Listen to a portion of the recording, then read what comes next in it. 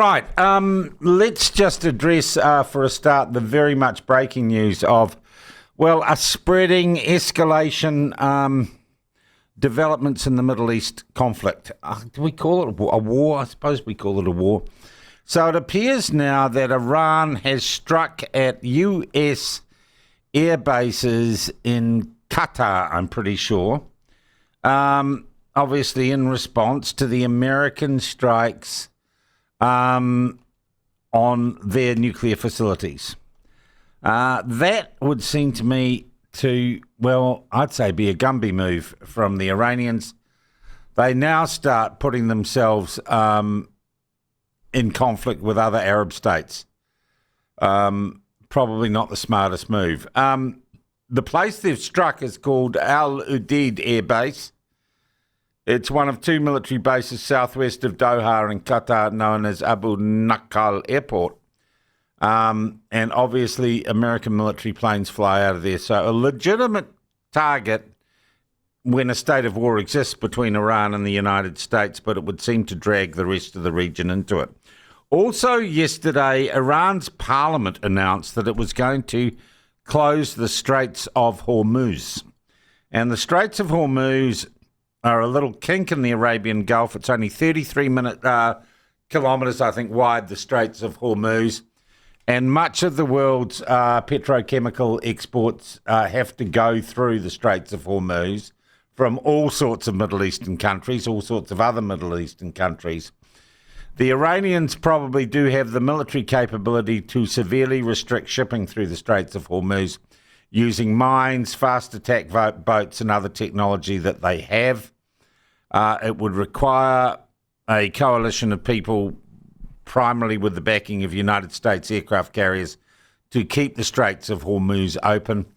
And while Iran's parliament has voted to close the straits, there's a question as to whether or not they will, and whether or not that would bring them into direct conflict with other Arab states who would lose money as a result. So when you read headlines or read online that the Iranians are going to close the Straits of Hormuz, the announced intention to do that by their parliament and the reality of, or the steps needing to make that a reality, are two quite different things.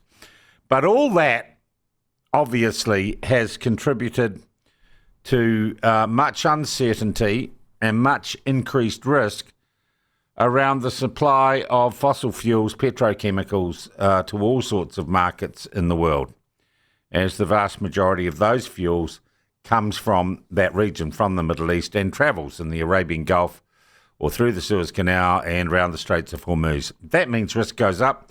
That means the cost of oil, the international cost of oil per barrel, is likely to rise.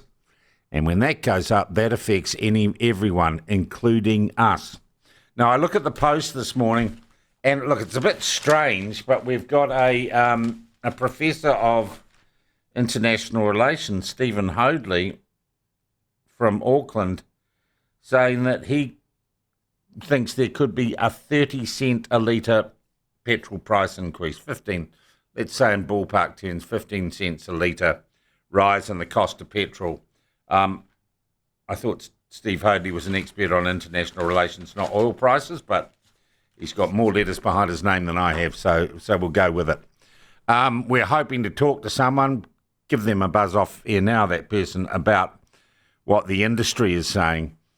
And of course, what a 15 or 30 cent litre rise in the cost of petrol does, it feeds through to everything. Because everything you buy in a supermarket has been transported there some way or other. And the knock-on effects of a rise in the price of fossil fuels around the globe hits every aspect of our lives and could have impact on your back pocket. I wonder how you feel about that. Could we have an oil crisis or a petrol crisis? Or are we all happy because you drive a Tesla? Are you not worried about it? What I'm saying, it's not just what you pay at the pump. It's a whole lot of other things too that cause the issue. Someone says China won't let that happen, and that's the thing. The Straits of Hormuz issue, I think, has geopolitical ramifications that means the Iranians might talk a big game on that. Whether they actually do it is another thing entirely. I think their attacks into Qatar, well, if they're specific and they're not killing Qatari civilians, so what? I also note today that reports coming out that first Kiwis escape Iran is what the Post newspaper says here in Wellington. And it's got a picture of a Hercules, totally misleading in some ways, because all the story really tells us is that some people have driven out of Iran. And of course, the risk to civilians in Iran is minimal. Great. 8:30, we're going to be talking further about the petrol thing. That is fantastic. Well done. Well done, Isabella. So I don't know. Are you sitting there absolutely worried about a petrol crisis? Do you blame Donald Trump? And I'm really trying to assess. I've really enjoyed actually. We're spending more time talking to each other, perhaps fewer experts, which I don't mind.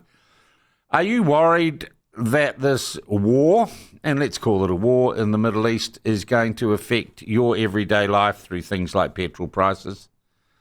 Or is life just carrying on as normal for you as everyone clutches their pearls and talks about World War III?